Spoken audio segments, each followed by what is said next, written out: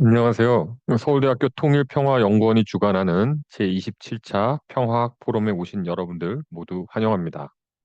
저는 오늘 사회를 맡은 한국외국어대학교 로스쿨의 조정현 교수입니다. 오늘 제27차 평화학 포럼에서는 백태웅 미국 하와이대학교 로스쿨 교수님을 모시고 유엔과 북한 인권이라는 주제로 강연을 진행하고자 합니다.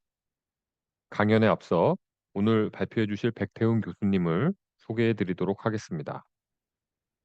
백태웅 교수님께서는 현재 하와이대학교 법학전문대학원 교수로서 6년간 하와이대 한국학연구소 소장 임기를 마치시고 현재 고려대학교 법학전문대학원의 비지팅 스콜라로 서울에 머무르고 계십니다. 2015년 유엔 인권이사회 강제실종 실무그룹의 위원으로 선임되셔서 2018년부터 20년까지는 부의장으로서 또 2020년부터 21년까지는 의장으로서 중요한 역할을 하시고 2022년까지 활동을 계속하셨습니다. 서울대 법대를 졸업하신 후에 미국의 노틀담 대학교에서 LLM 법학 석사 학위를 마치시고 또 법학 박사학위까지 JSD 학위까지 다 마치셨습니다. 미국 뉴욕주의 변호사 자격을 갖고 계시고 하버드 대학교 로스쿨에 비지팅 스콜라로 계셨고 또 캐나다 밴쿠버의 브리티시 컬럼비아 대학교의 조교수를 거쳐서 2011년부터 현재 봉직하시는 미국 하와이 대학교 로스쿨에 옮기셔서 재직하고 계십니다. 저서로는 아시아 인권 공동체를 찾아서 등의 저서들이 있고요. 또 유엔 강제 실종 방지 협약 비준을 위한 제언과 같은 다수의 우수한 논문들을 출간하시기도 하셨습니다. 그럼 모두 박수와 함께 백태웅 교수님의 발표를 청해 듣도록 하겠습니다. 조정현 교수님 반갑습니다. 좋은 소개해 주셔서 감사합니다. 그리고 오늘 서울대학교 통일평화연구원의 초청으로 이 유엔과 북한 인권에 대해서 함께 생각해 볼 기회를 가지게 되어 매우 영광으로 생각하고 저를 불러주신 것에 대해서 감사드립니다. 아울러 이 바쁘신 중에도 오늘 이 어, 강연에 함께 해주신 여러 선생님들께 함께 감사의 말씀드립니다. 제가 오늘 발표하고자 하는 내용은 유엔과 북한 인권이라는 제목하에 내용적으로는 북한 인권을 유엔이라는 그 프레임워크 속에서 어떤 방식으로 다루어 나갈 수 있는지, 특히 그 중에서도 유엔 인권이 사회의 중요한 기구 중에 하나인 메커니즘 중에 하나인 이 보편적 정례 검토 UPR이라는 것을 중심으로 해서 함께 생각해 보려고 하는 것입니다. 어, 유엔 관련해서 일단 이제 여러 가지 접근 방법이 있을 수 있는데 제가 오늘 말씀드리려고 하는 주된 논점은 다음과 같은 것입니다. 첫째는 2006년에 유엔의 인권 이사회가 설립이 되고 그 인권 이사회 여러 메커니즘 중에서도 이 보편적 정례 검토, 즉 UPR, 그리고 또 특별 절차, 이 스페셜 프로시저가 이 가장 효과적으로 작동하는 두 시스템이라고 얘기되고 있는데 마침 올해와 내년에 그 5년마다 한 번씩 돌아오는 이 UPR의 네 번째 주기에 북한이 심의를 받고 있습니다.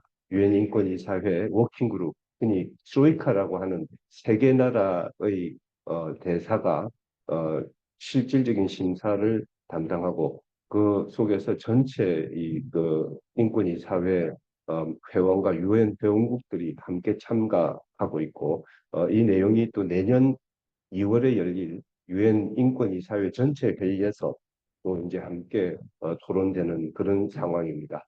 그래서 이제 유엔 인권이사회 특히 이 보편적 정례 검토와 관련해서 북한이 이제 취하고 있는 태도 그리고 또 현재의 쟁점 이런 것들을 이제 한번 얘기해 보려고 하는 것입니다. 아시는 것처럼 이 북한은 전반적으로 심각한 인권 문제에도 불구하고 인권에 대한 국제적 포럼에서의 토론에 그렇게 적극적으로 응하지 않는 편입니다만 이 보편적 정리의 검토 UPR에 대해서만큼은 상대적으로 좀 적극 대응을 하고 있는 편입니다. 실제로 지난 세 주기 그 기관 과정에서 2009년의 경우에는 UPR에서 여러 권고가 이제 제기됐지만 모든 걸 거부했었습니다. 그런데 2014년 이제 5월 이 두 번째 주기에 UPR에서는 114개의 이 레코멘데이션 그리고 제안을 받아들였고요. 또 2019년에는 199개의 권고를 받아들였습니다. 물론 그것을 받아들인다라고 해서 그 내용이 바로 바뀐다는 뜻은 아니지만 이 북한의 태도가 상대적으로 변화해오는 과정을 우리는 여기서 볼 수 있고 특히 예를 들면 2019년 5월에 인권이사회 이 UPR에서는 북한 정부 당국에서 10여 명의 대표단이 직접 참가해서 적극적으로 인권 문제를 논의하는 모습을 보여주고 있습니다. 이건 다르게 말하면 이제 인권이라는 것 자체를 북한도 더 이상 부정하거나 도외시할 수 없고 또 보편적 인권 문제의 성격을 이제 이 북한도 일정 부분 받아들이고 있다는 그런 하나의 예로 볼 수 있겠습니다. 그리고 이번에 지금 진행되고 있는 이 4주기 UPR에서는 지금 그 유엔 UPR의 여러 절차에 따라서 그 이해관계자들, 그 영어로는 other stakeholders들이 이제 보고서를 낼 수 있는데 그 보고서들이 4월에 제출되고 또 북한의 국가 보고서가 8월 5일에 마감이 되게 돼 있는데 북한이 또 그 북한의 국가 보고서를 제출했습니다. 그에 따라서 이제 원래 그 트로이카 워킹 그룹의 심의가 11월 14일부터 11월 4일부터 11월 15일까지로 예정돼 있었는데 이 47차 워킹 그룹 세션 중에 11월 7일 날 인터랙티브 다이얼로그 상호 대화를 통한 검토가 진행되었고 또 그 진행 결과에 따라서 11월 13일 좀 지난주지요. 일단 워킹 그룹 보고서가 채택이 되었습니다. 그리고 이 UPR에서의 심의 결과가 이제 현재는 그 보고서 내용을 필요한 경우 수정하는 절차를 거치고 있는데 여기서 이제 채택된 보고서가 아마 내년 2025년 인권이사회 총회에 이제 보고가 될 예정입니다. 이런 그 상황의 전개에 이제 기초해서 오늘 그 저희 강연에서는 이제 유엔 인권 메커니즘이 과연 이제 어떤 것이 있고 특히 그 인권 메커니즘의 어떤 뭐랄까 현재 우리 국제 사회에서의 이제 의미 이런 걸 한번 좀 생각해보고 아울러 UPR 보편적 정례 검토의 절차에 대해서 조금 더 자세히 말씀드리고 그리고 나아가서 이 북한의 인권 문제를 과연 우리는 어떻게 접근하고 또 실질적으로 북한의 인권의 개선을 위해서는 무엇을 해야 할 것인가 부분을 함께 생각해보는 결론까지를 제가 그 말씀을 드린다기보다는 문제 제기를 해보려고 하는 게 이제 오늘 그 강연의 취지이고 다 함께 이 부분을 생각해보자는 제안을 드리고 싶습니다. 유엔은 크게 보면 이 그 주요 기관, 그 6개의 주요 기관에 의해서 떠받쳐지는 그런 거대한 웹이라 그 거미줄 같은 하나의 네트워크라고 말할 수 있는데 이 총회와 안전보장이사회, 경제사회이사회, 사무국, 국제사법재판소 그리고 신탁통치이사회로서 유지가 되어 왔는데 신탁통치이사회는 이제 그 역할을 다 했습니다. 마지막으로 나미비아가 신탁통치 기간이 끝나면서 실질적으로 5개의 기관이 있고 그 2006년 이전에는 이 그 인권위원회, 유엔 인권위원회라는 커미션 온 휴먼 라이츠라는 것이 인권을 다루는 역할을 했지만 이제 인권위원회를 개편해서 인권이사회를 만들자는 논의가 이제 본격적으로 진행되었는데 그게 그 주요 기관으로 이걸 구성하기 위해서는 인권이사회를 만들기 위해서는 유엔 헌장의 개정이 필요하기 때문에 결국 그 유엔 헌장 개정까지는 나가지 못하고 대신에 유엔 총회에서 유엔 인권위 사회 휴먼 라이츠 카운슬을 이제 만드는 형식으로 인권 문제에 대한 어떤 그 국제사회의 대응의 그 질을 조금 더 이제 강화시켰다고 말할 수 있습니다. 이 유엔 인권위 사회가 이제 2006년 설립되면서 이제 여러 가지 인권 메커니즘들이 함께 이제 그 재편이 되었는데요. 한편에서는 유엔 인권 최고 대표 사무소, 그러니까 이 하이 커미셔너 포 휴먼 라이츠라고 하는 분이 이제 인권 이사회의 실질 사무를 총괄하는 역할을 하고, 그 속에서 보편적 정례 검토, 특별 절차, 청원 절차, 그리고 자문위원회 등의 이제 메커니즘으로 유엔의 인권을 포괄적으로 이제 다루고 있습니다.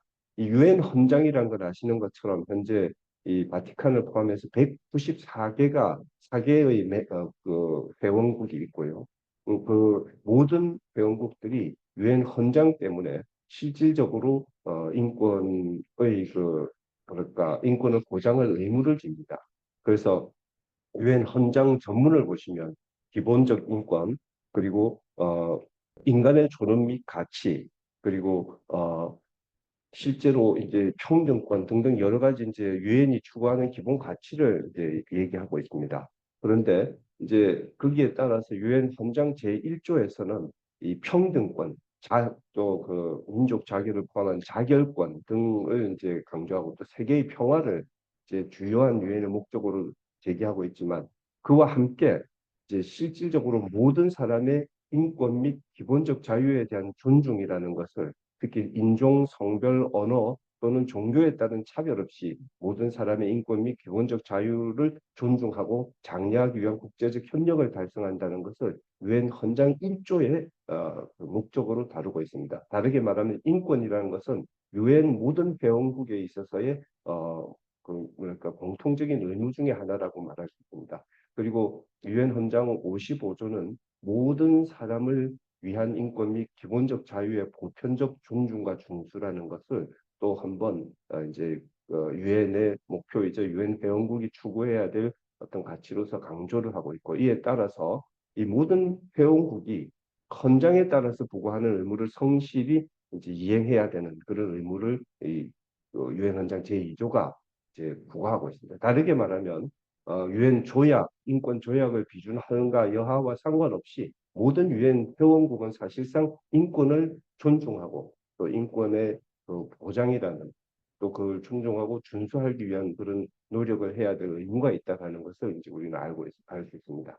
이런 유엔 헌장의 정신에 따라서 이제 유엔 인권 이사회가 만들어진 것이고요. 특히 유엔 인권 이사회는 47개국으로 구성이 되어 있고 이 47개국의 이제 국가가 중심이 되고 나아가서 유엔 전 회원국이 함께 힘을 합쳐서 이제 전 세계의 여러 국가들의 이제 인권 문제를 다루고 있는 겁니다. 인권 이사회 이사국들은 3년 임기로 이제 2년에 한 번씩 선출이 되는데 이제 두 번까지 연임이 가능하고 세 번째는 이제 쉬게 되어 있습니다. 그리고 다시 이제 이사국으로 선출되기 위해서 선거에 나갈 수 있고요. 그리고 비정부 기구들도 이제 업적으로 참여할 길을 열어주고 있고요. 그리고 이런 그 기본적인 메커니즘에 따라서 이 지역별로 47개국의 나라가 지금 이제 유엔 인권 이사국으로 역할을 하고 있습니다. 이제 그 아시아 같은 경우는 13개국이 지금 인권 이사국으로 되어 있는데 현재로는 우리 그 한국이 이사국에서 빠져 있습니다. 그 이유는 2022년부터 이제 3년 기간에 이그 이사국을 뽑는 선거에서 안타깝게도 선출되지 못했습니다. 한국이. 그런데 다행히 이제 2025년부터 2027년까지의 인권 이사국 선임 선거에서는 한국이 이제 선출이 돼서 내년부터는 다시 이사국으로 역할을 할 수 있을 것 같습니다. 그 유엔 인권 이사회가 하는 일은 이제 일체 차별 없이 공정하고 평등하게 모든 인권과 기본적 자유 보호에 대한 보편적 존중을 촉진하고 또 심각하고 또 시스테매틱 체계적으로 진행되는 그런 인권 침해 사례에 대응하고 권고를 하는 그리고 시민 정치적 경제적 사회적 문화적 권리 또 개발권을 포함한 모든 인권의 증진과 보호 강화 등의 활동을 보편성, 공정성, 객관성, 비선택성 그리고 건설적인 국제 협력 등의 원칙에 근거해서 이제 인권을 보장을 하고 또 인권을 위한 협력을 이제, 촉진하는 역할을 합니다. 그 속에서 이제 그 구체적 메커니즘으로서 특별 절차의 경우에는 이제 일체 죄송합니다. 이게 최근 현재로는 이제 유엔 인권 이사회의 특별 절차에 60개 특별 절차가 있는데 이 46개의 주제별 그 맨데이트 그리고 14개 국가별 특별 보고관 또는 어떤 그 맨데이트 홀더가 이제 그 선출돼서 유엔의 인권과 관련한 주요 인권의 주제나 또는 심각한 인권 침해 국가에 대한 인권의 문제를 직접 다루는 역할을 합니다. 그래서 그 주제가 한 사람이 다룰 수 있는 그 사안은 특별 보고관을 두고 또 새롭게 떠오르는 그런 주제의 경우에는 독립 전문가를 두고요. 만약에 그 주제가 좀 한 사람이 다루기엔 방대할 경우에는 이 실무 그룹, 워킹 그룹이라는 걸 둬서 5명의 그 전문가가 함께 전 세계의 문제를 다루게 되어 있습니다. 제가 이제 역할을 했던 프로그램은 이 유엔 특별 절차 중에 강제 실종 실무 그룹이라는 것인데 이건 여기 사진에서 보시는 것처럼 전 세계 5개 지역에 각각 한 명씩의 위원들이 선출이 되어서 그 5명이 전 세계에서 그 제기되는 강제 실종 문제가 유엔에 제소가 되면 그 부분을 다루는 역할을 하고 있고 저는 2015년부터 22년까지 이제 그 일을 했었습니다. 한편 유엔 인권이사회에는 또 자문위원회라는 게 있습니다. 그래서 자문위원회는 현재는 우리 아마 그 경희대학교 백범석 교수님이 자문위원으로 계시는 거로 자문위원 중에 한 분으로 이제 계시는데요. 이 그 인권이사회의 이 자문위원회가 싱크탱크 역할을 하고 그래서 이사회 요청에 따라서 이사회 지침에 맞춰서 이제 전문적 자문을 제공하고 뭐 그 사례로는 인권 교육이나 훈련에 관한 선언 초안도 만들고 또 한센병 환자 또 그 가족에 대한 차별 철폐를 위한 그 초안을 만들고 등등 여러 가지 업무를 진행하고 있습니다. 다른 한편 또 인권위 사회에는 이 청원 절차가 있습니다. 컴플레인 프로시저라고 하는데요. 이 청원 절차에 따라서 개인이 심각한 인권 침해의 문제를 제기하면 이 인권위 사회 자문위원회에서 구성된 워킹 그룹이 그 내용을 심사합니다. 그래서 개인, 단체 또는 그 시민사회 기관이나 국가인권위원회 등이 특정 국가의 특정한 사안에 대해서 청원을 제기할 수 있고 또 특별 절차도 별도로 개별 개인의 여러 가지 그 커뮤니케이션 그러니까 어, 문제 제기를 받아들여서 그게 필요한 긴급 그러니까 요구라든지 또는 구체적인 사안에 대한 해명을 요구하는 통보를 국가에 보내는 등 그런 활동을 할 수 있습니다. 이 모든 활동들이 다 유엔의 여러 가지 활동인데 그 중에서도 이제 보편적 정례 검토라는 건데 특별한 의미를 갖습니다. 왜냐하면 이 인권 이 사회가 인권위원회를 이제 대체하면서 기존에는 강대국의 경우에는 인권 심의를 받을 일이 없었고요.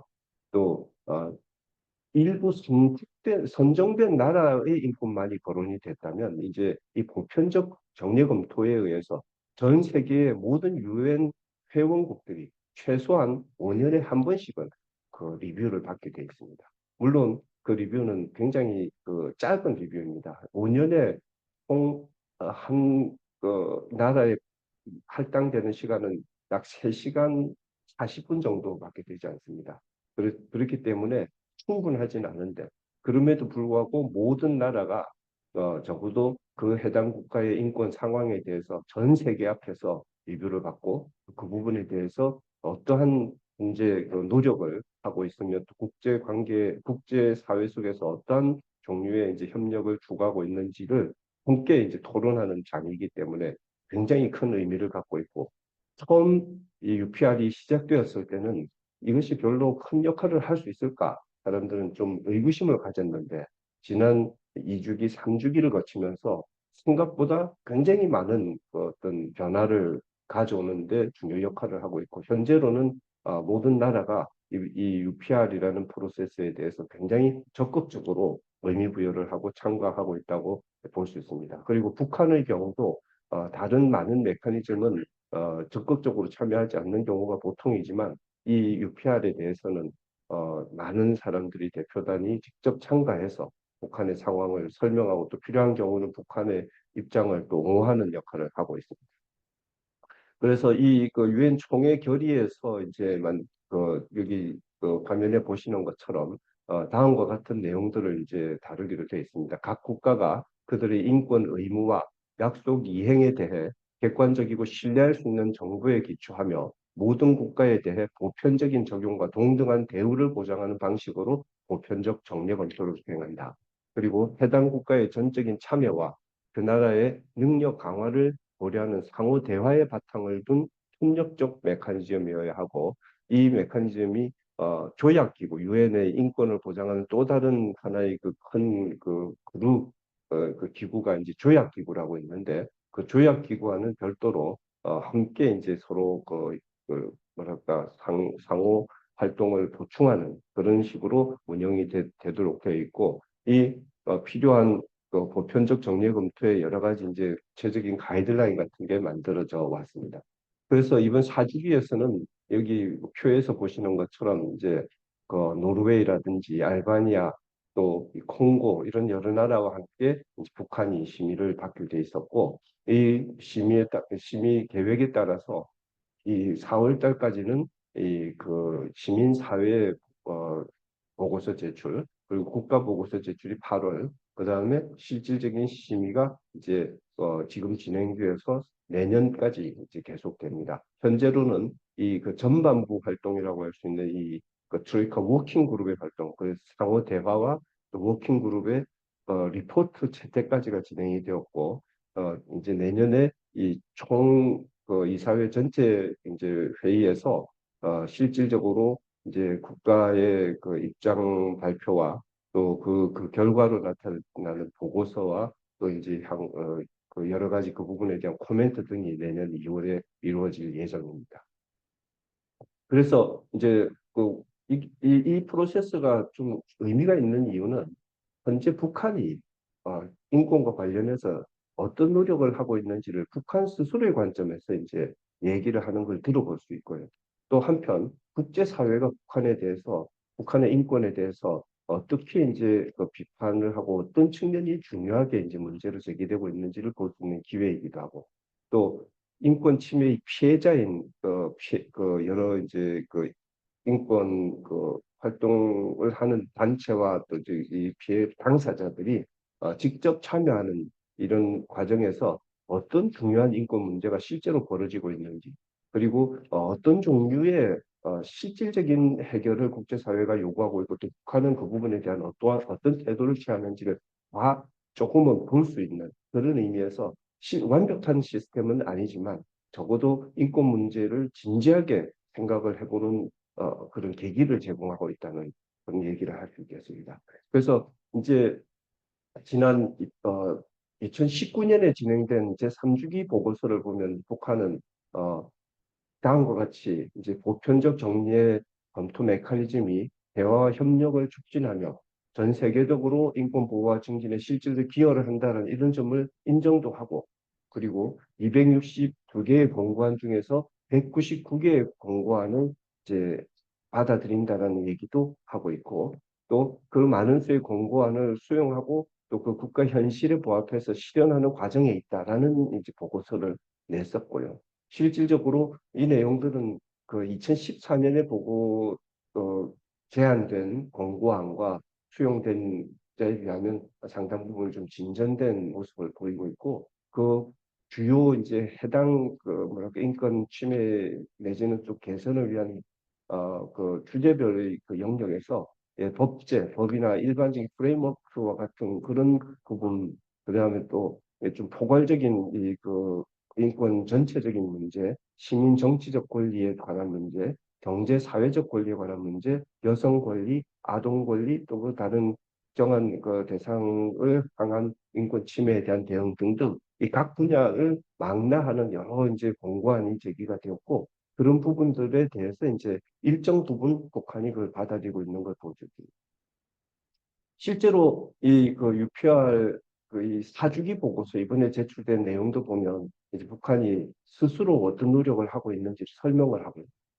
특히 그 중에서 이제 북한이 이제 그 인권의 면에서 측면에서 진전을 이뤘다고 직접 이제 스스로 긍정적으로 이제 강조하고 있는 부분은 어, 인권 관련한 여러 가지 법령을 제정하고 하고 있고 지금 많은 그 성과가 이제 나오고 있다는 걸 강조합니다. 특히 형사 소송 절차를 간소화해서 형사소송법을 그동안 여러 차례 개정을 했지만 2022년 6월에는 피의자와 이제 피의자 구속 기간을 단축하는 이런 걸 포함한 여러 가지 형사소송법상의 인권 침해 조항으로 비판되어 왔던 부분들을 일정 정도 개선했다라는 것.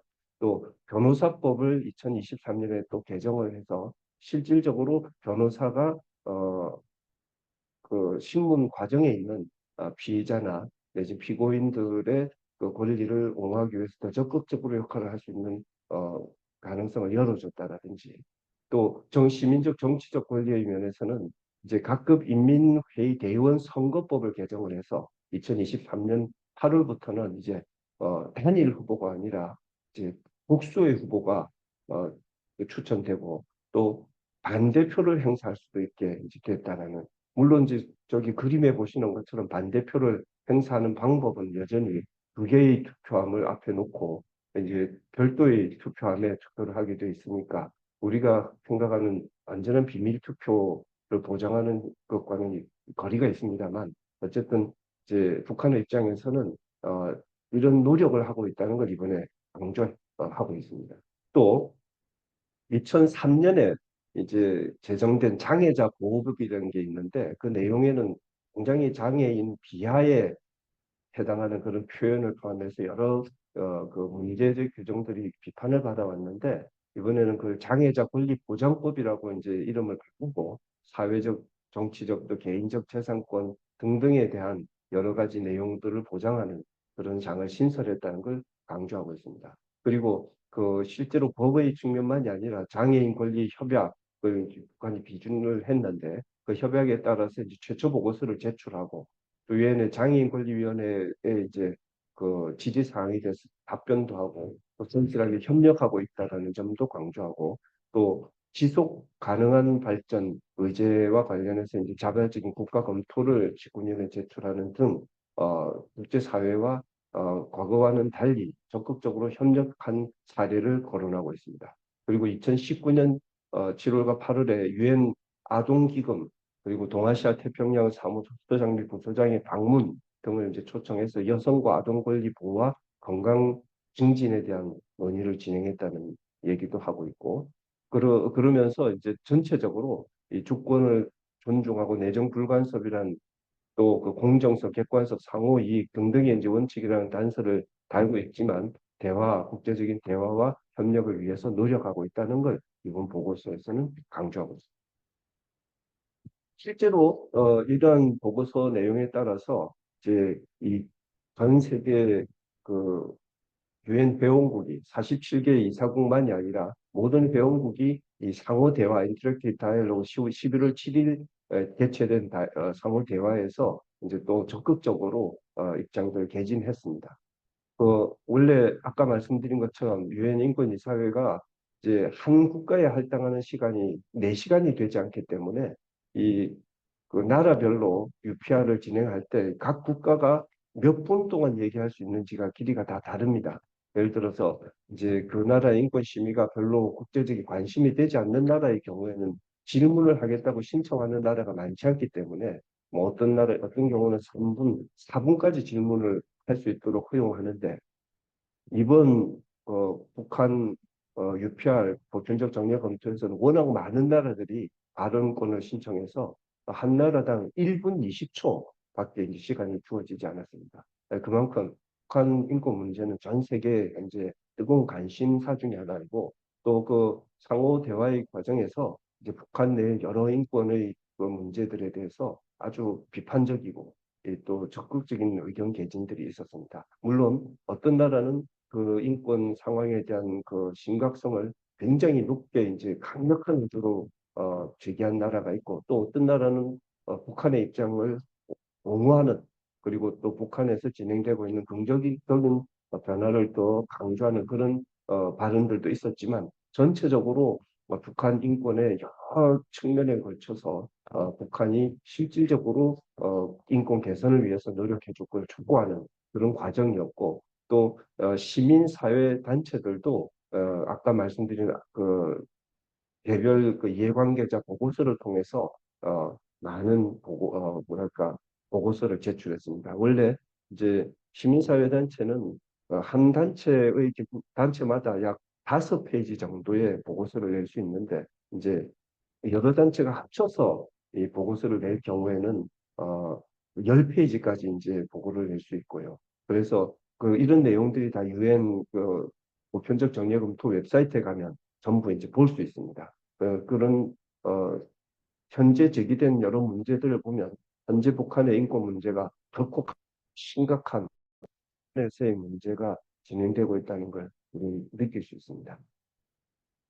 그래서 종합적으로 이 국가 차원에서 제기된 권고안은 현장에서 제기된 내용과 사전에 제기된 질문들을 포함해서 약 294개, 294개의 권고가 제출되었는데 11월 13일 유엔 인권이사회 이그 트로이카 워킹그룹 이제 보고서 채택 회의에서 북한이 일단 그 부분에 대해서 이제 입장을 1차적으로 밝혔습니다. 그런데 그 내용을 보면 이 88개의 권고 사항에 대해서 이 노티드 이렇게 유의하겠다고 입장을 밝혔습니다. 이 유엔의 권고안에 대해서 특히 인권이사회에 대한 그 권고안에 대해서 보통 다음과 같은 이 5가지 반응이 이제 반응이 가능합니다. 이 내용을 완전히 받아들일 경우는 supported, 그러니까 그걸 받아들인다. 그리고 그렇지 않은 경우는 부분적으로 받아들인다. 그 다음에 noted는 그 내용을 일단은 유의하겠다. 그리고 do not support는 지지하지 않겠다. 그리고 reject는 거부한다. 이렇게 이제 5가지로 나뉘어지는데 이번에 북한은 이 88개의 권고 사항을 noted, 유의한다라고 이제 일단은 답을 했습니다. 그 내용에는 강제 송환된 주민들에 대한 고문을 중단하라. 또 현재도 계속되고 있는 정치범 수용소를 해체하라. 또 이건 관리소를 말합니다. 그다음에 성분제에 따른 차별을 없애라. 정치범을 석방하라. 강제 노동을 중단하라, 표현의 자유를 보장하라. 또 이 최근에 그 법 개정 과정에서 제기되고 있는 3가지 중요한 새롭게 제정된 악법을 폐지하라. 또 우크라이나 전쟁에서 러시아 지원하는 것을 중단하라 등에 대한 요구를 이 노티드 항목에 포함시켜서 답을 했습니다. 예전 같으면 이런 부분이 아마 do not support 또는 reject로 표현이 됐을 텐데 이걸 노티라고 노티드 유의한다라는 데 넣은 이유가 무엇일까에 대해서 많은 생각을 해보게 합니다. 실제로 근데 이제 최종적인 북한의 입장은 내년 2월에서 4월까지 열리는 이 58차 인권 이사회 회기에서 이제 사실상 정리가 돼서 제출될 예정이고 그때 이제 또 국제사회가 이 부분에 대해서 일정 정도 문제 제기를 할 기회가 주어지게 있기 때문에 내년까지 이 부분에 대한 논의는 아마 계속되게 될 전망입니다.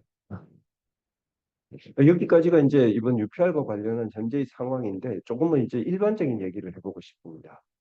아시는 것처럼 이제 북한 인권의 문제는 상당히 오랜 그러니까 역사를 갖고 있습니다. 특히 국제사회가 이제 북한 인권의 심각성을 이제 함께 느끼고 북한 인권에 대한 결의안을 채택한 것이 2003년부터 시작이 되었고 매년 유엔의 인권 결의안이 채택되고 있습니다.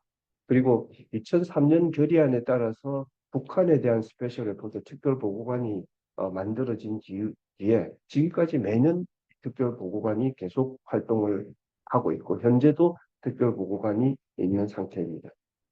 그리고 거기에 더해서 2013년에는 유엔에서 이 북한 인권조사위원회 COI라는 것을 만들어서 북한 인권 문제를 전반적으로 이제 검토해보기 위한 그런 절차를 진행을 했고 그 COI 리포트가 2014년에 제기가 됐는데 이 부분은 상당히 유엔 내에서 많은 반향을 일으키고 유엔 인권이사회 COI 보고서가 이제 제출이 되고 또 그에 따라서 유엔에 이제 북한 인권 현장 사무소가 서울에 설치가 되는, 그리고 또 이 북한의 인권 문제가 반인도 범죄에 해당한다라는 등 여러 가지 CY의 그 보고 내용이 현재도 계속해서 거론이 되고 있습니다. 이 CY 이후에 2016년에는 또 여기에서 한 걸음 더 나아가서 유엔에서는 북한 인권 전문가 패널을 설치해서 북한의 인권 침해에 대한 책임의 문제에 대한 논의가 이제 계속 진행이 되었고, 현재 유엔 차원에서 또 미국을 포함한 각 국가의 독자 제재를 포함해서 많은 제재가 현재 이제 진행되고 있습니다. 이 유엔이 북한의 핵 개발과 관련한 제재만이 아니라 인권의 문제에 대해서도 이 제재 내용에 이제 일정 부분이 지금 들어가 있는 그런 상태이고, 또 유엔 개별 기구로 보면 강제 실종 실무 그룹의 경우에는 북한과 관련해서 275건의 강제 실종 사건을 현재도 아직 계속되는 사건으로 다루고 있습니다. 유엔의 이제 CY 보고서의 경우에는 실제로 북한 인권의 상황에 대해서 여러 그 인권 피해자와 또 관련 기관을 면담한 다음에 이제 체계적이고 광범위하면서 심각한 인권 침해가 이루어졌고 또 지속적으로 일어나고 있다라고 밝히면서 이제 유엔 안전보장이사회가 북한의 반인도 문제를 국제형사재판소에 어, 어, 공부해서 다뤄지게 해야 된다는 제안까지 이제 하고 있습니다. 실제로 COI의 활동에 대해서는 물론 우리 국내에서는 찬성도 있고 반대도 있었고 또 이 부분에 대해서 굉장히 회의적인 시각도 있었고 또 북한의 경우는 이런 활동 일체를 협력하지 않고 거부했습니다. 그러다 보니까 COI 보고서에서는 상당 부분이 이 반인도 범죄라는 측면 그리고 그와 관련해서 책임 있는 사람이 책임을 지도록 해야 된다는 이 소위 말하는 accountability 측면이 이제 부각이 된 것이 사실입니다.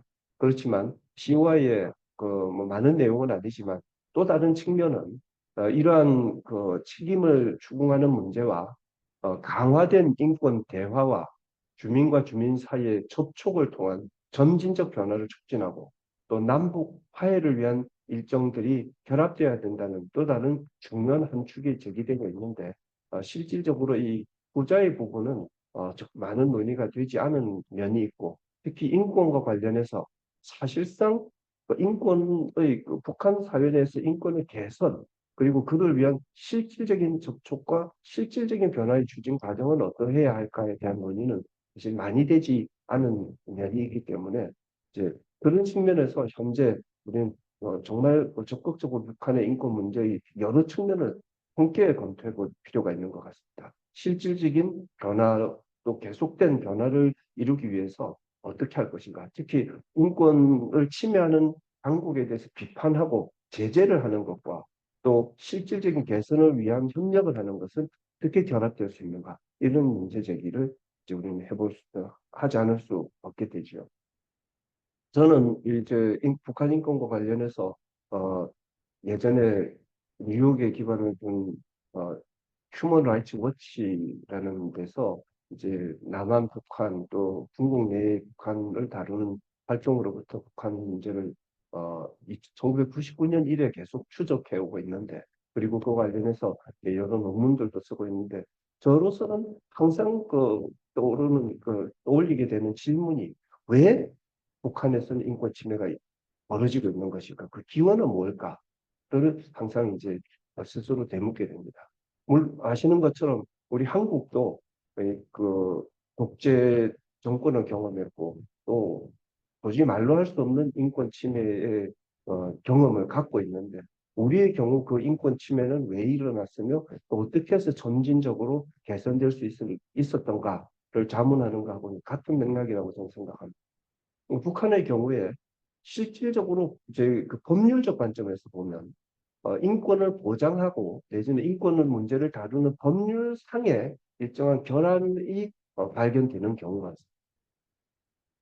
법률이란 것은 원래 인권을 보호하기 위한 수단이기도 하고 또 그 법률에 따라서 실질적으로 이제 만약에 개인의 권리가 제약이 된다면 그에 따라서 이제 법적 절차가 진행돼야 되는데 그 법이 결함이 있으면 인권 침해가 생길 수밖에 없지요. 다른 한편 법률 체계는 제대로 돼 있지만 그 법률을 어기고 그 속에서 보장되어 있는 절차적 권리를 사실상 보장하지 않음으로써 이제 벌어지는 침해, 예를 들어 고문이라든지 또 여러 차원의 이제 인권 침해가 벌어지는 경우도 있습니다. 즉 법률의 문제가 아니라 있는 법률 자체가 지켜지지 않는 문제. 그리고 더 나아가서 법률의 문제를 넘어선 이 사회 전체적인 측면에서 인권의 침해를 막고 또 그 인권 침해가 실질적으로 어, 없는 형식의 사회를 만들고 또 인권을 더 보장하고 증진하기 위한 노력을 해나가려는 이런 의지가 부족한 이건 그러니까 법률 외적인 측면인데 이 세 가지 측면이 이제 각각 저는 북한의 경우에 있다고 생각합니다. 그리고 이런 측면들을 놓고 보면 인권에 대한 비판은 사실 굉장히 구체적 사실에 기반해서 구체적 변화를 추구하는 그런 과정들, 실질적 변화를 이끌기 위한 그런 과정이 되어야 된다는 게 굉장히 중요한 것 같습니다. 좀 흥미있는 변화가 지금 이제 북한은 최근 한 10년 남짓의 기간 동안에 굉장히 많은 법을 제정하고 있습니다. 이 과거에는 이 법이라는 것은 북한에서는 이그 그러니까 그 당이 주도하는 이 체제 속에서 사실상 중요하지 않은 그런 부분으로 이제 생각해 왔습니다. 특히 2003년 이전에는 법은 비밀로 분류가 되어가지고 일반 사람들은 법 자체를 볼 기회가 없었습니다. 그런데 이제 법전이 대중용으로 발간이 되기 시작하고 그런 이후에 이제 2012년부터는 이제 적극적인 법 제정 작업을 하면서 사회주의 법치 국가를 이제 북한을 만들어 가겠다라는 입장을 적극적으로 밝히고 있습니다. 물론 사회주의 법치 국가는 일반적으로 우리가 생각하는 룰 오브 로, 법의 지배의 개념과는 약간 좀 차이가 있습니다. 북한의 경우에는 사회주의 법치 국가는 당의 이제 우위를 전제로 하고 당의 지도하에서 이제 법치가 이루어진다는 측면에서 기본적으로 법 자체가 절대적인 최고 규범으로서의 역할을 하지 못하는 한계가 있고 그리고 또 법치 자체가 법의 그 인권 보호적 기능보다는 실질적으로 법이 사회 질서를 유지하기 위한 즉 법을 통한 그 법의 지배라는 것이 그 법을 통한 사실상의 통치의 수단으로서 법을 강조하는 면이 있긴 있습니다만 어쨌든 사는 사회에 그 자의적으로 진행되는 사회적 뭐랄까 통제가 이제 법에 따라서 진행되는 형식으로 변화하고 있다는 건 상당히 좀 의미 있는 변화라고 저는 생각을 합니다.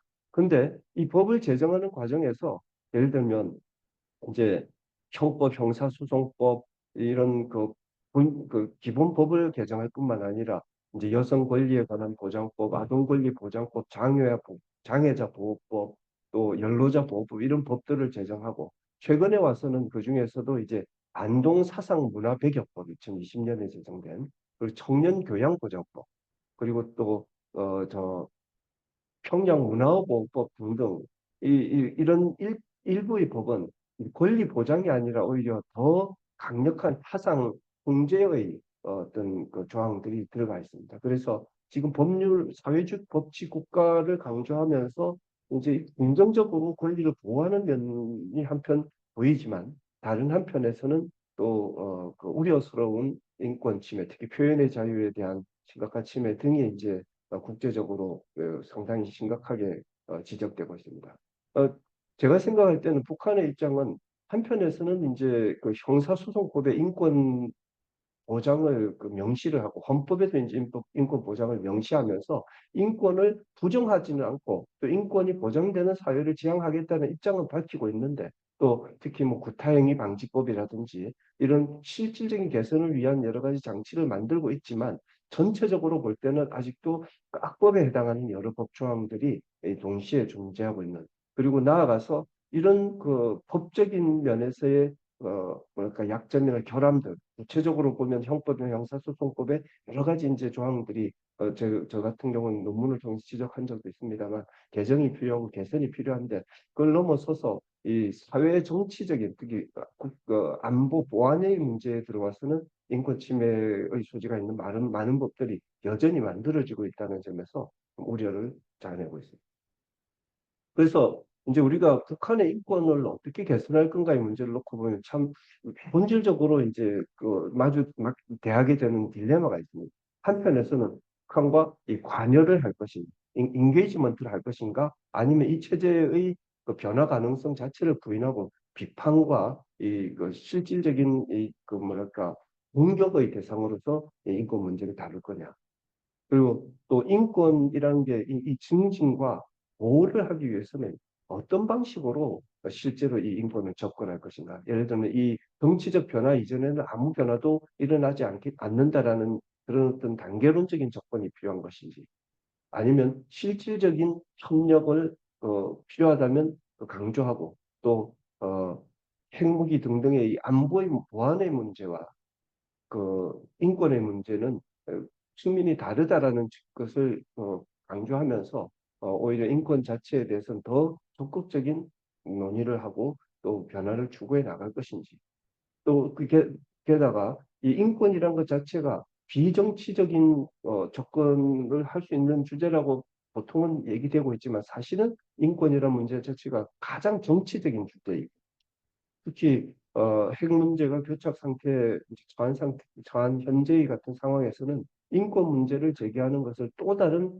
북한에 대한 비판의 이제 무기로 생각하는 그런 것이 불가피하게 현실인 이런 상황에서 과연 인권 문제를 어떻게 다루고, 특히 그 속에서도 인권 개선을 이루기 위해서는 무엇을 할 수 있을지, 이런 고민들을 우리는 정말 적극적으로 할 필요가 있습니다. 저 개인의 생각으로는 안보와 인권의 문제는 어, 각각 다른 측면이 있고, 그 하나를 위해서 다른 하나를 희생을 시킬 문제로 봐서는 안 된다는 생각이 듭니다. 그리고 궁극적으로는 이 사회가, 북한 사회가 점진적으로 변화하면서 그 속에서 인권이 보장되는 체제로 빨리 나아가도록 우리가 촉구하고, 또 필요하다면 지원을 하는 그런 조건이 필요하고, 그런 의미에서 체제 전복적인 어떤 변화 위에서만 인권이 가능하다는 그러니까 단선적인 접근으로는 부족하고, 오히려 필요하다면 협력적 관여를 하는 것이 된다는 생각을. 과거 제가 이제 90년대 후반에 미국에 처음 인권과 관련한 논문을 쓸 때 저희 학교의 일반적인 분위기는, 제가 이제 아시아의 인권을 다루는데 과연 아시아의 인권이란 게 가당한 말인가? 특히 예를 들면 중국이 인권을 보장하는 체제로 갈 수 있다고 보느냐라는 게 저한테 던져지는 주된 질문이었습니다. 즉, 아시아의 가치나 이런 걸 강조하는 아시아 국가들에게 인권을 보장하는 체제의 변화를 요구하는 것 자체가 무의미한 거 아니냐라는 생각이 있었는데, 사실 아직도 예를 들면 중국의 경우에 심각한 인권 문제가 여러 군데 있지만, 또 다른 한편으로 보면 이제 중국은 더 이상 인권을 부정하지 못하고 또 많은 부분 사회 내에서의 변화를 이루어냈고 또 현재 이루어가고 있는 면이 있거든요. 물론 중국은 중국 중심의 관점에서 본 인권이라는 또 새로운 틀을 제기하면서 끊임없이 계속 이렇게 긴장과 갈등을 일으키는 면은 있습니다만, 결국 인권이란 건 인권을 보장하기 위한 싸움의 과정이고, 또 계속된 어떤 인권을 더 보장하기 위한 어떤 집단적 노력의 과정이라고 할 때, 북한의 경우도 그런 의미에서 실질적으로 인권을 보장하기 위한 적극적인 노력, 또 한편으로는 변화된 내용은 긍정적으로 인정해주고, 그 위에서 또 실질적으로 더 나아갈 길들을 찾아내고, 필요하다면 도움도 주고, 또 그러나 한편 비판도 아끼지 않는 그런 조건이 필요한 것 같습니다. 그래서 저는 나름대로 이 국제 기준을 유지함 속에서의 이제 관여, 인게이지먼트가 있어야 될 것 같고, 또 기술적 협력을 계속 제공하는 것도 강조되고, 한편 인권이라는 것이 본질적으로 정치적 측면이 있지만 여전히 이 정치적 도구로 사용되지 않도록 이 중립성을 유지하기 위한 노력을 더 계속 해나가고, 그리고 나아가서 인권이란 것 자체가 가지고 있는 본질적인 인간의 존엄성을 지키겠다는 그 도덕적 가치, 그래서 그 가치는 결국 우리와 다른 인권을 침해하는 사람조차도 결국은 함께 살아나가는 새로운 사회로 이 사회를 바꾸는 그런 가치라는 점들을 계속 강조하는 그런 접근이 필요한 겁니다. 사실 이 그림에 보시는 것처럼 우리가 이런 인권 얘기를 하는 와중에 사실 남북 관계는 급속히 나빠지고 있는 것 같습니다. 이 북한의 경우 지난 한 20년 기간 동안에 진행되어 온 남북 화해와 협력의 가능성에 지금은 이제 근본적으로 인 어떤 의구심을 어, 제기하고 있는 것 같습니다. 그래서 경의선, 동해선 이 연결 도로가 폭파가 되었고요.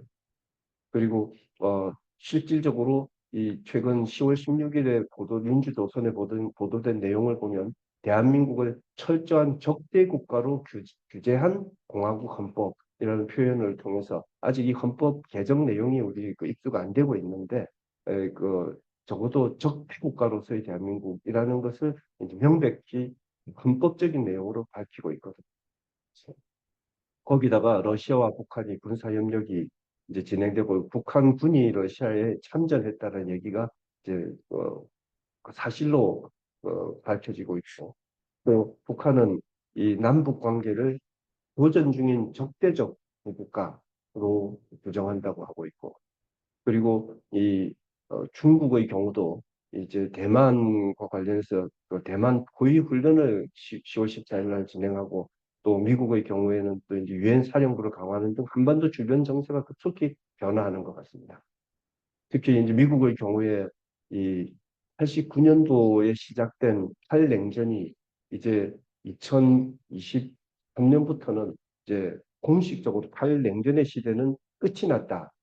라는 것으로 입장이 바뀌었는데 그 과정은 보면 이 테러와의 전쟁을 거치고 아시아의 재균형 전략 그리고 이 재균형과 함께 테러리스트 그룹을 적으로 하는 이 전략으로부터 전통적 적 러시아나 중국 등을 더 강조하는 방식으로 이제 그 전략적인 뭐랄까 그 강조점이 이동하고 있고요. 이런 배경으로서 시진핑의 3년입 또 푸틴의 정신집권 또 크리미아 병합 그리고 우크라이나의 전쟁 등이 이제 있습니다. 미국에서는 도널드 트럼프가 새로운 대통령이 되면서 사실상 이제 신냉전의 가능성이 이제 부인할 수 없는 현실이 되고 있는 것 같아요. 바이든의 경우에는 이 2022년 국가 안보 전략에서 이제 탈냉전 시대의 종료는 선언했지만 전략적 경쟁의 시대라고 이제 어, 지금 현재의 시기에 특징을 강조하고 있는데 그 다르게 말하면 신냉전이 아니라 전략적 경쟁과 미국 이익을 중심으로 한 협력을 병행하는 것을 이제 미국의 노선으로 취하고 인도 패시픽을 강조하지만 어, 전통적 협력 또 그 법의 근간 국제 질서를 무기로 하면서 당면 위협인 러시아, 가장 중요한 경쟁자인 중국, 또 작은 도전 국가들인 이란과 북한을 상대로 하는 이 전략적 경쟁을 해나가겠다고 이제 밝혀왔는데, 과연 이제 도널드 트럼프 정부에 와서는 이 전략적 경쟁의 국제 뭐랄까 전략이 어느 방향으로 갈지, 특히 이제 일본의 경우 이 이시바 시게루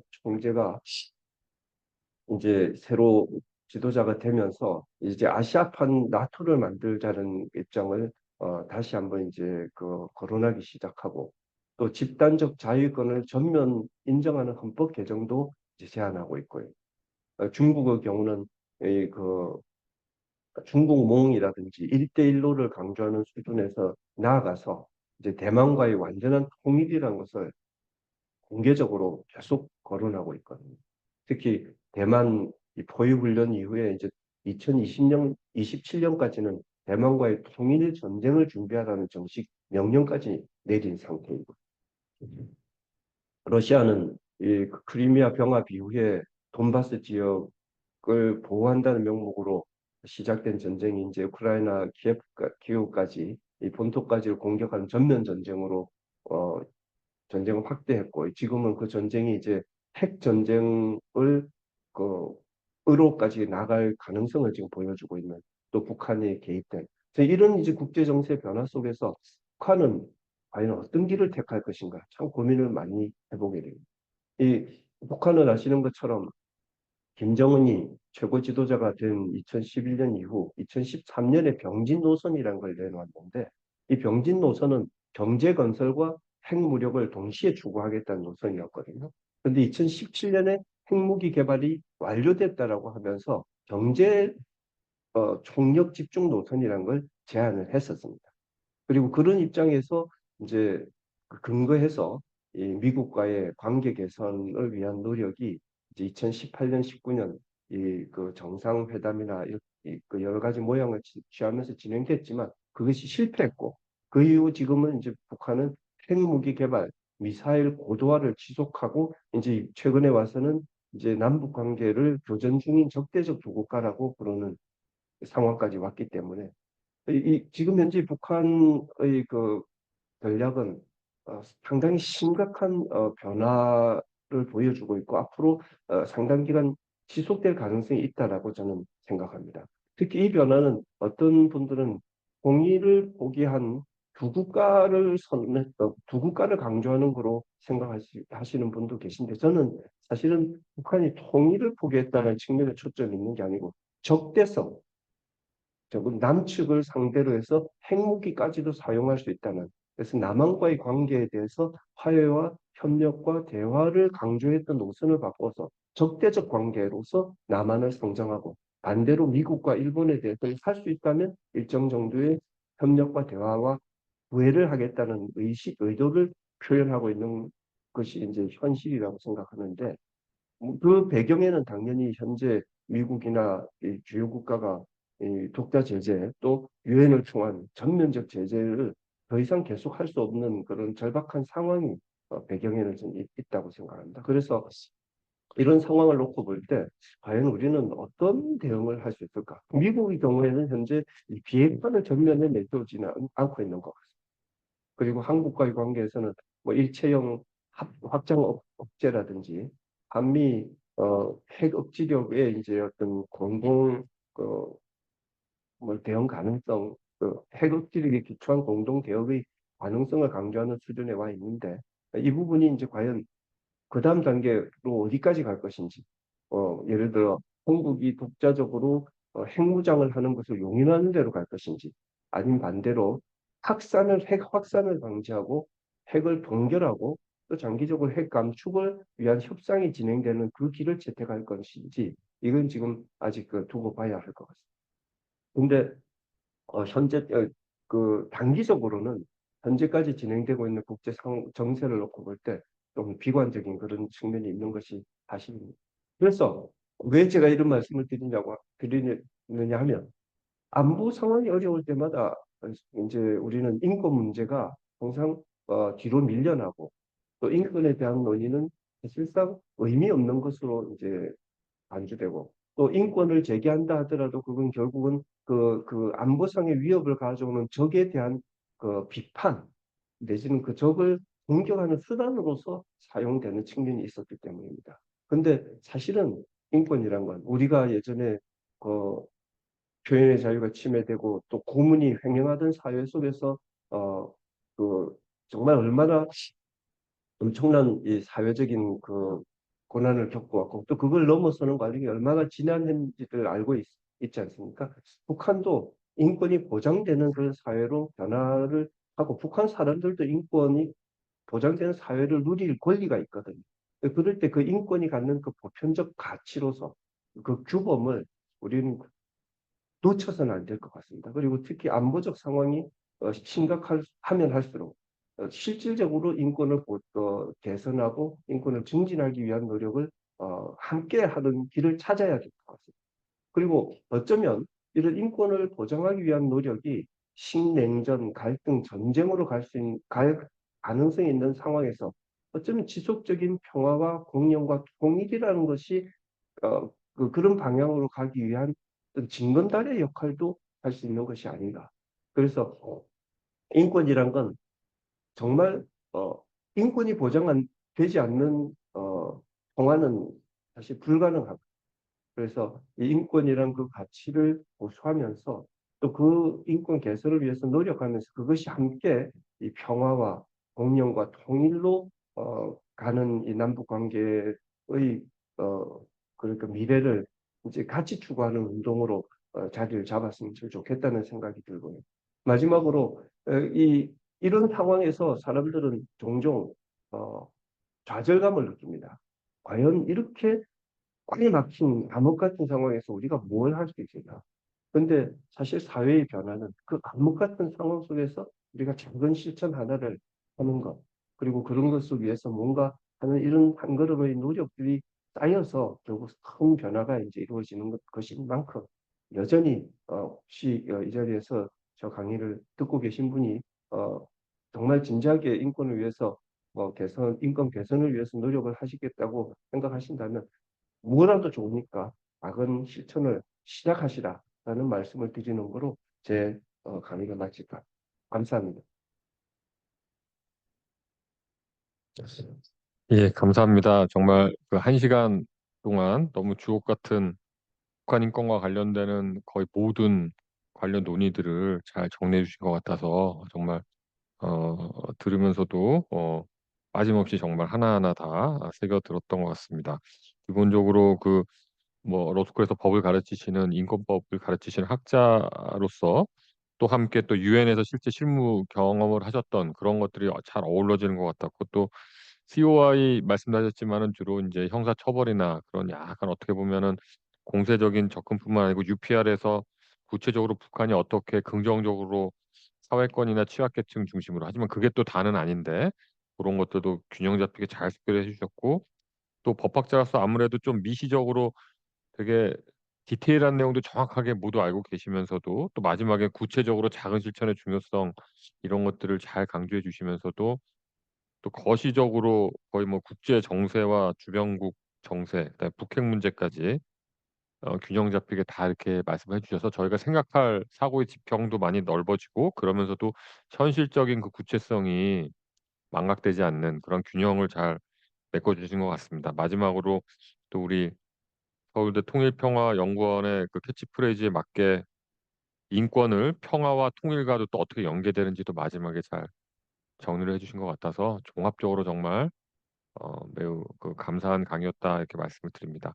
구체적으로 이제 그 발표에 따른 여러 질문들을 이제 여쭙기 전에 제가 사회자로서 간단하게 한 2개 정도 이렇게 말씀을 드리도록 하겠습니다. 일단 북한이 아무래도 오늘 UPR이 가장 그래도 비중 있게 말씀을 잘 해주셨는데 북한이 그래도 어떤 스페셜 프로시저스보다는 UPR, 유니버설한 이 UPR 제도에서 잘 그래도 긍정적인 그래도 반응을 일부라도 하고 있는 거가 상당히 우리한테 시사하는 바가 있는 것 같은데요. 저한테는 개인적으로 이 북한 인권 이쪽을 연구를 해왔던 사람으로서 아까 그 그래프에서 당연히 사회권과 취약계층 관련되는 긍정적인 권고 수용 비율이 높았지만은 여전히 자유권과 관련되는 비중도 아까 빨간색이었나요? 분명히 상당한 비율이 있었다는 게 상당히 저한테는 되게 고무적으로 다가왔고 아까 최근에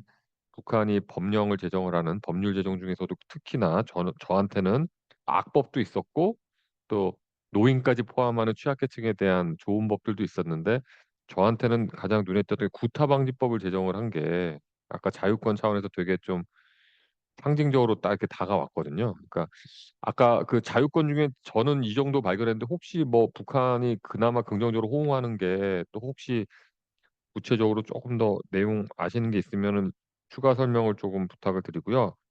두 번째는 인제 앞에 건 좀 긍정적인 거였다면 두 번째는 좀 걱정되는 부분인데요. 그 아무래도 미국에서 오셨으니까 제가 알기로는 1기 트럼프 때 2018년에 트럼프 행정부에서 그 이번에 인제 척을 지게 됐지만 헤일리 그 유엔 대사도 있었고 그 유엔 인권이사회를 제명당한 게 아니고 탈퇴를 했거든요, 자발적으로요. 1기 트럼프 행정부는 아예 유엔 인권이사회를 비판하면서 탈퇴를 했는데 사실 오늘 주로 했던 UPR 이런 게 유엔 인권이사회에서 새롭게 도입된 대표적인 절차인데 그 유엔 인권이사회 자체를 미국이 되게 부정적으로 바라봤던 정부가 이제 2기 트럼프 정부가 인제 들어설 텐데 뭐 이게 답은 없습니다만 그래도 교수님께 과연 2기 트럼프 행정부에서의 북한 인권, 미국이 지금은 바이든 행정부에서는 되게 적극적으로 북한 인권 문제를 제기하고 있기 때문에 트럼프가 다시 왔을 때 혹시 전망을 어떻게 하시는지 뭐 정답은 없겠습니다만 그래도 고견을 한번 여쭤보고 싶습니다. 자. 감사합니다. 굉장히 어려운 질문을 주신 것 같습니다. 예, 우선 북한이 지금 이제 UPR 국가 보고서에서 이제 그 보고한 것처럼 이제 여러 가지 법령을 개정하면서 국제사회의 압력 내지 비판에 북한이 반응하고 있다라는 것을 보여주고 있는 것 같습니다. 사실은 근데 이게 오래된 일입니다. 이제 중국이 헌법에 인권이라는 표현을 넣은 것이 2004년이거든요. 근데 북한은 2009년에 이제 헌법에 인권이라는 표현을 넣습니다.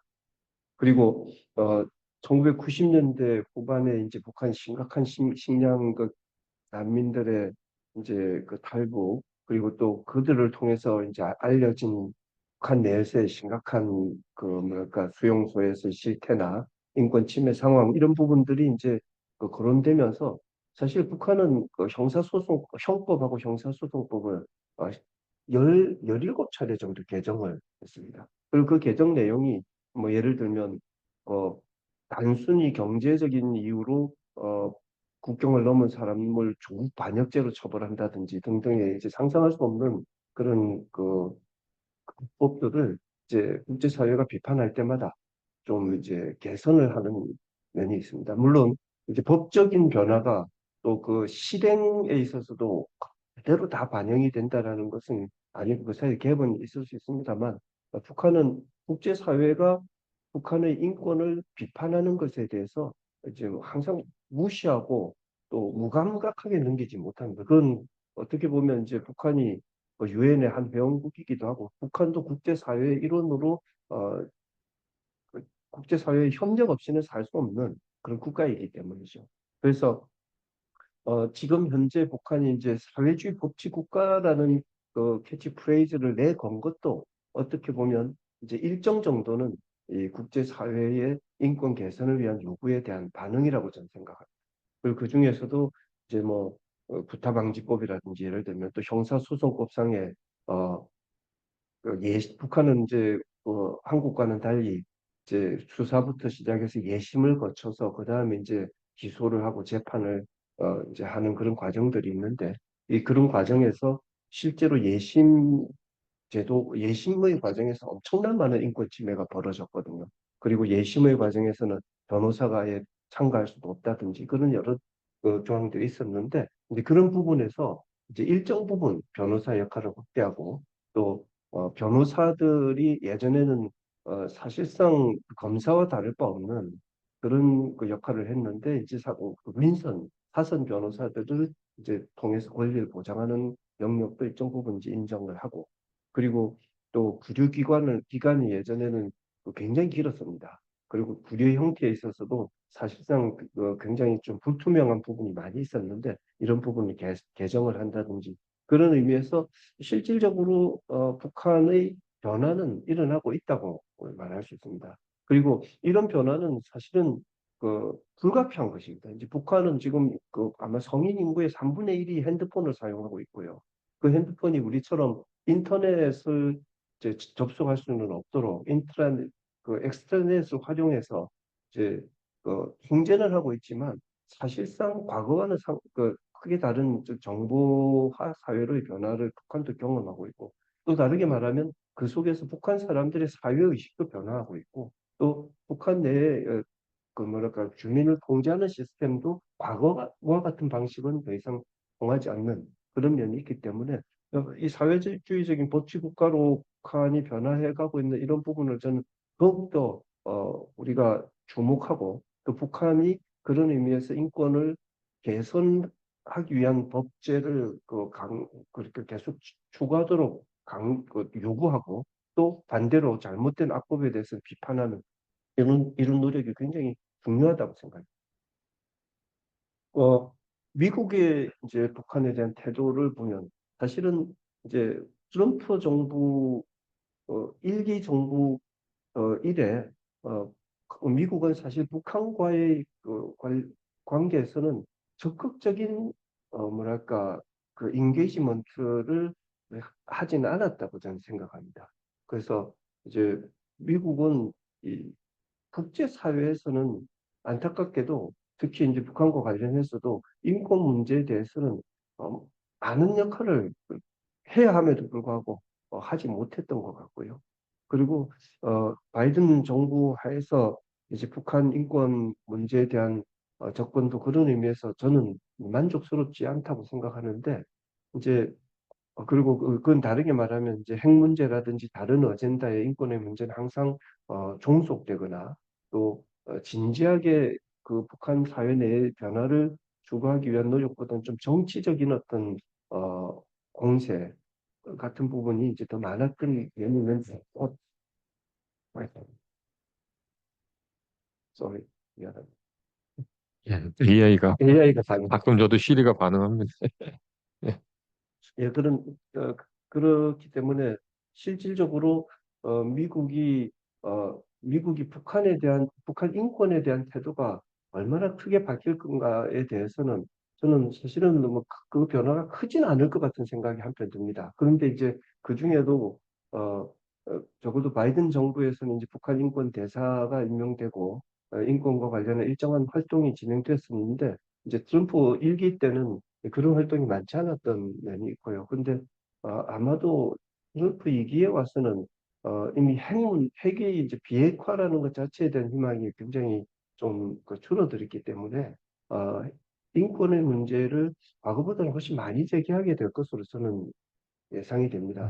그런데 제가 제안을 하고 싶은 건 실제로 미국이 인권을 그러니까 어카운터빌리티라는 특히 그 중에서도 이 형사 책임 추궁이라는 그 체제 자체에 대한 공격을 넘어선 실질적인 어떤 북한 사회 내의 변화를 위한 노력으로까지 좀 확대해서 인권 문제를 제기해 주었으면 하는 그런 희망을 좀 가져봅니다. 예, 예, 감사합니다. 미국이 트럼프가 꼭 일기랑 이기랑 같을 거라는 예상을 하는 것도 시기상조인 것 같고, 뭔가 이기 때문에 뭔가 왠지 다를 수도 있을 것 같고, 또 한 가지 또 개인적인 높아심은 너무 많이 나간 생각인가 모르겠는데, 대북제재 강화법이라는 연방 법률을 보면은 북핵이 됐건 뭐든 제재를 해제하기 위해서는 실질적으로 정치범 수용소 등 그 실질적인 개선이 인권 문제에서 있어야 된다 이렇게 돼 있는데, 지금 상하원도 다 공화당 트럼프 지지 세력들이 갔다 오니까 그 연방 법률이 있다 그래도 원래 초당적 의제인 북한 인권 관련해서도 원하면은 개정이 가능하지 않을까. 뭐 그래서 그런 점이 과거에 논의했던 거랑은 또 약간 다른 입장인 것 같은데, 어떻게 될지 정말 걱정도 되면서 또 한편으로는 약간 또 새로운 국면에 대한 기대도 약간 있고 그러는데, 한번 다 같이 또 교수님과 함께 여러분들도 다 같이 그 부분에 대해서 한번 지켜보시면은 좋을 것 같습니다. 실제로 예, 북한은 지금 현재는 이제 미국의 경우에 북한 제재법이 네, 예, 굉장히 그렇죠. 강해가지고 예, 일반인들도 이제 북한을 여행하는 게 불가능합니다.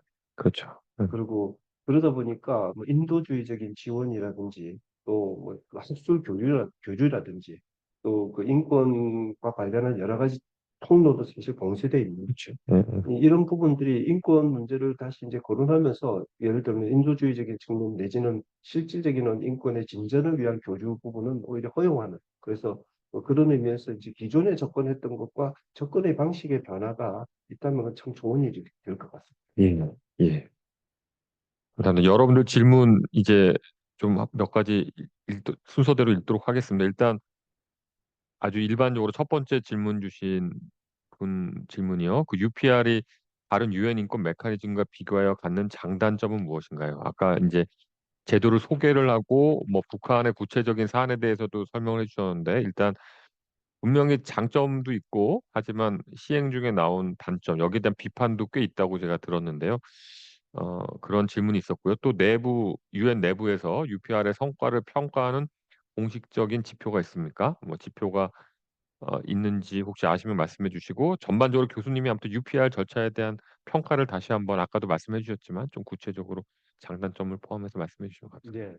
네. UPR이 갖는 가장 뭐랄까 큰 의미, 긍정적인 측면은 모든 국가가 이제 심의를 받게 되어 있다는 점입니다.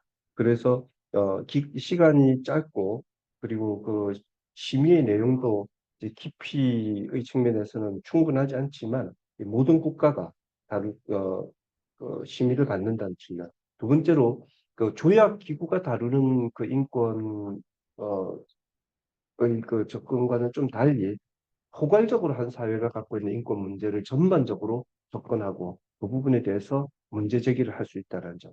그리고 더더욱 인권이 사회 국가나 또 그 국가 당사자만이 아니라 이제 시민사회 단체가 참가할 수 있고 또 유엔에 이제 자문지휘가 있는 그 단체는 이 인권이사회총회에서 발언도 신청해서 발언을 할 수 있다는 그런 의미에서 굉장히 개방적이고 또 많은 그 시민사회의 참여가 가능한 그리고 그건 다르게 말하면 그 해당 국가의 인권 문제를 이제 전 세계에 제기하는 여러 통로들이 생긴다는 것이죠. 그런 의미에서 인권 문제를 메인 커널 주류화하고 또 보편적으로 제기하고 또 해당 국가 어려운 상황에 있는 국가들이 이제 그런 부분 이런 메커니즘을 활용해서 인권 운동을 활성화시키는 데 도움이 되게 할 수 있다는 점.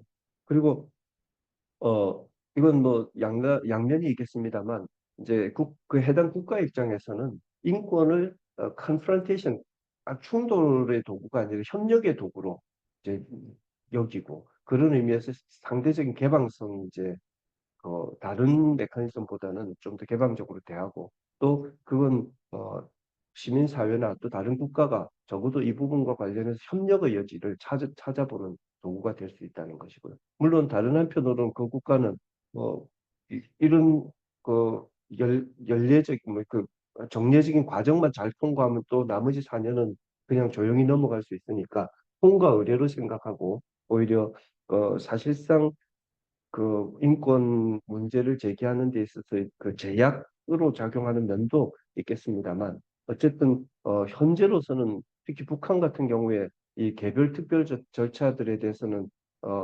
categorically reject라는 표현을 쓰면서 전반적으로 답변 자체를 거부하고 있는데 이제 일부 영역 예를 들면 장애인 권리나 이런 부분에 대해서는 좀 적극적입니다. 그런데 그렇지 않은 부분에 대해서는 거부의 태도가 일반적인데 적어도 UPR과 관련해서는 이렇게 이제 적극적으로 응하고 있다는 측면에서 하나의 활용 가능한 수단이라는 점은 되는 것 같습니다.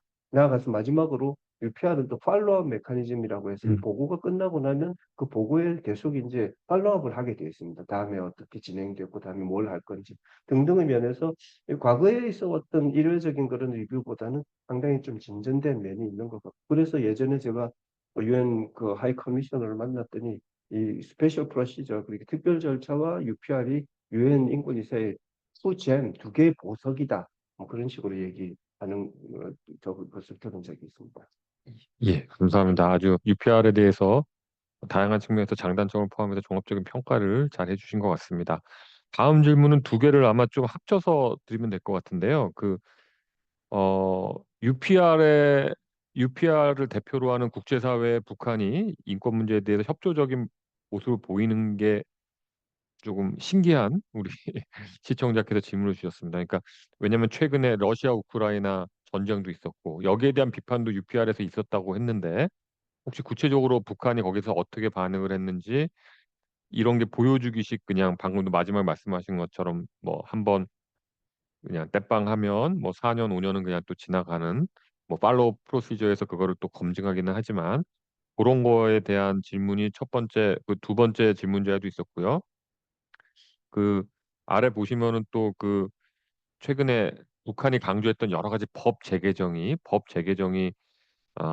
그냥 보여주기식 관리용이 아닌가. 아까도 지적하셨듯이 실태랑 연결이 되거나 없는 것보다 있는 게 낫지만은 또 실태가 그 법 내용과 같이 가지 않으면 여러 한계가 있을 텐데 북한이 이 법 만드는 거가 가장 간편해서 혹시 활용하는 게 아닌가. 그런 두 가지 비판적인 시각이 약간 비슷한 맥락인 것 같아서 합쳐서 말씀을 드리고요.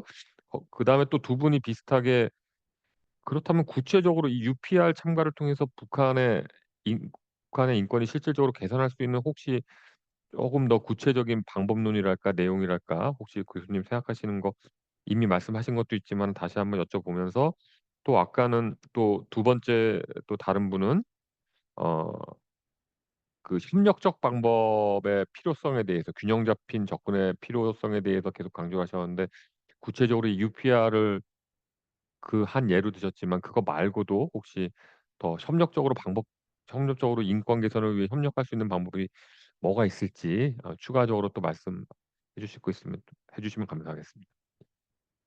예. 네, 북한이 UPR에 그 대표단을 보내고 적극적으로 응하고 있다는 것이 북한이 또 모든 인권 문제나 인권 개선에 적극적이다는 뜻은 아닙니다. 특히나 이번 이제 UPR이 진행되는 기간에 이제 유엔 총회의 그 제3위원회일 겁니다. 막 거기서 이제 유엔 그 인권 결의안이 제출이 됐고요. 유럽과 이제 그 30여 개 국가가 이제 발의해서 그리고 그게 이제 아마 나중에 또 통과될 가능성이 많거든요. 그러니까 이제 어, 북한의 경우에는 사실 이제 여러 측면에서 북한 인권에 대한 문제 제기들을 받고 있는데 그중에서 이제 UPR에 나와서 어, 북한이 나름대로 이제 방어를 하고 있는 면이 있는 것 같습니다. 현재 상황을 설명하고 북한의 입장에서 예를 들면 러시아와의 그 전쟁이라든지 이런 주권과 관련된 부분에 대해서는 이제 뭐그 아주 적극적인 비난을 하면서 자기들은 이건 그 주권 침해이고 또그 뭐랄까 공정하지 않은 그런 그 뭐랄까 접근이라고 해서 비판을 그 거부하고 있습니다, 사실. 그리고 유엔 결의안에 대해서도 명시적으로 그 비판하고 거부를 하고 있고요. 등등 다르게 말하면 인권이란 게 이제 100% 그 우리가 옳은 문제 제기를 하면 당연히 받아들여야 정상이지만 그걸 100% 받아들이지 않는 그런 이 현실 속에서 여전히 요구를 하고 작은 변화라도 추구하는 그런 운동의 과정인 것 같아요. 그리고 그런 의미에서 참 지난한 변화는 우리가 원하는 것보다 굉장히 느리게 일어나고 있고 또 실질적으로 완전한 인권의 개선이라는 건 아직도 많은 노력이 필요한 이제 그런 과정인 것 같아요. 그런데 거시적으로 보면 이제 80년대, 90년대에는 그 많은 많은 그 독재 국가들이 인권이란 것 자체가 특히 이제 그 공산주의적인 그 영향권에 있는 쪽에서는 인권은 서방의 그 접근이라고 하고 인권 개념 자체를 부정했거든요. 중국도 인권 자체를 이제 받아들이지 않았는데 이제 90년대 이후에는 중국도 인권을 받아들이고 아까 말씀드린 것처럼 인권이란 자체가 보편적 가치로 이제 발전해오는 예. 그리고 그 속에서 느리지만 그 몇십 년에 걸친 변화 속에서 일정한 변화들이 이제 일어나고 있다는 측면을 우리는 역시 그 주목을 하고 있는 거고요. 그리고 계속 이런 요구를 하지 않으면 그런 변화가 일어나지 않을 것입니다. 계속 변화를 요구하고 또 실제 변화를 위해서 함께 이제 그 필요하다면 압력을 가하고 또 필요하다면 그러니까 협력을 하는 그런 노력이 이제 현실에서 약간이라도 장기적으로 보면 변화를 가져오게 된다. 이런 말씀을 드릴 수 있겠습니다. 그리고 어, 법을 개정하는 이런 과정은 실제로 이제 그 법과 함께 그 법을 실행시키는 그 법 기관 그리고 실제로 그 법의 내용들이 현실 속에서 구체화되는 이행 이 여러 요소들과 함께 검토가 될 필요가 있습니다만 법이라는 것은 이제 하나의 그 가치가 그 정부에게 부여된 의무로서 그 따르지 않으면 안 되는 어떤 그런 의무로서 이제 그 쓰여지는 문안이기 때문에 그것이 제정되는 순간부터 이제 적어도 그 피해자들이 그걸 요구할 수 있는 정부에 대해서 요구할 수 있는 어떤 근거가 됩니다. 다르게 말하면 규범은 규범으로서 이행을 보장하진 않지만 규범 자체로서의 가치로서 이미 피해자의 힘을 주는 그런 그 역할이 있고 나아가서 그 규범이 실질적인 법 집행 기관 속에서 어떻게 이행될 것인가를 요구할 수 있게 되고 또 그 법 집행 기관이 그런 과정을 통해 변해야 됩니다. 그럼 그런 변화 속에서 결국은 이 규범이 이행이 되거든요. 그러니까 이 전체는 함께 판단될 필요도 있고 또 각각의 변화가 사실은 의미가 없는 것이 아니라 의미가 있다라는 것을 그리고 그런 요소들을 떼서 이해하면서 동시에 또 전체적인 변화를 함께 모색해 나가는 이런 그 포괄적인 어떤 이해가 필요하다 이런 생각이 들고요. 그런 의미에서 저는 규범 변화 요구해야 된다. 또 그 규범을 집행하지 않는 법 집행기관을 비판함으로써 법 집행기관이 그 규범을 집행하도록 요구해야 돼요. 음, 음. 나아가서 실질적 변화가 이루어지면 그걸 인정해주고 그렇지만 부족한 부분을 또 요구하는 그런 과정이 필요한 것 같습니다. 그래서 저는 이제 이런 인권을 침해하는 국가들에 대해서 이제 그 협력을 한다고 해서 비판하지 않아야 된다는 그건 잘못됐다고 생각합니다. 실제로 그 국가가 인권을 침해할 경우에는 그 국가가 침해된 그 인권을 침해한 그 상태 자체를 정당화하는 그건 불가능한 시대를 우리는 살고 있습니다. 다르게 말하면 그 상황을 개선하기 위해서 함께 노력해서 실질적으로 새로운 사회를 만들고 모두가 그 사회 내 주체로 다시 서도록 만드는 이런 그러니까 고양의 과정이거든요. 그런 면에서 저는 희망을 가지고 북한에 대해서도 사실에 근거해서 계속 변화를 촉구하는 게 옳다고 생각합니다.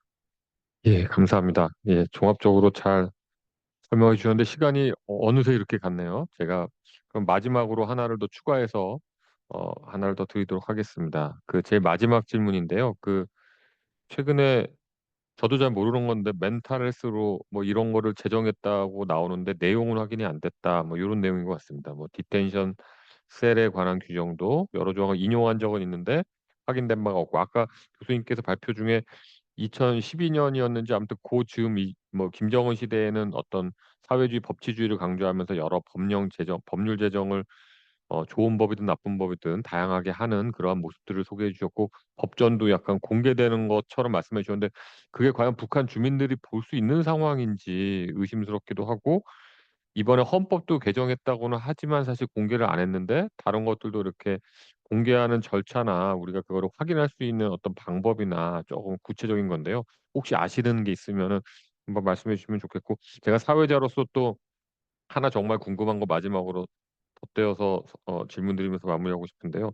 아까 COI 보고서에서도 우리가 거기서 많이 강조는 안 하지만 휴먼 컨택이 되게 중요하다고 이렇게 얘기를 하고 있는데 전 그런 점에서 해외 노동자가 유엔 안보리 결의로 제재 결의로 해외 노동자가 WMD 개발 자금 차단 차원에서 인제 금지가 돼 있는데 노동자 파견이 인제 러시아에는 뭐 그건 무시하고 할 것 같긴 합니다마는 파병까지 했으니까. 근데 실제 휴먼 컨택을 강화하기 위해서는 사실 그런 식으로라도 나와서 좀 많은 사람들이 보고 돌아가고 순환되고 그 소문이 외부 정보가 들어가고 이게 좋을 것 같은데 사실 그 딜레마가 있더라고요. 이게 음, 예 혹시 거기에 대해서 혹시 의견이 있으신가 한번 예. 여쭤보겠습니다. 예.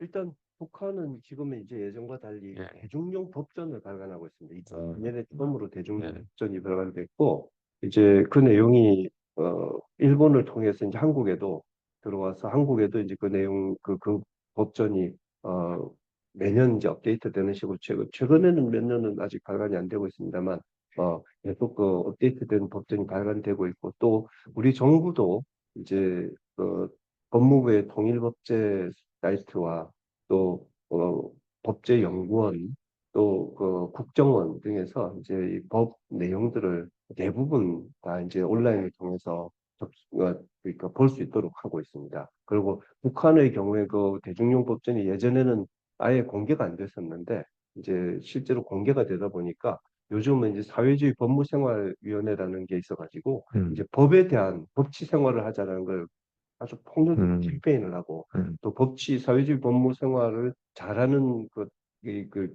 기관에 대해서는 이 뭐랄까 상을 주고 음. 인정을 해주는 이런 식으로 음. 이제 캠페인을 적극적으로 하고 있습니다. 예. 그러니까 과거에 법이라는 것을 이제 집의 도구로 생각했던 사회에서는 법이라는 게 무서웠는데 실제로 이제 이 법이라는 건 인민에 대한 몽둥이가 아니라 인민을 보호하는 수단이다라는 인식을 갖는 건 큰 변화입니다. 중국도 사실은 그렇게 이제 인권 변호사가 생기는 과정이 헌법이라는 게 자기 권익을 위해서 사용될 수 있다는 깨달음을 얻으면서 시작됐거든요.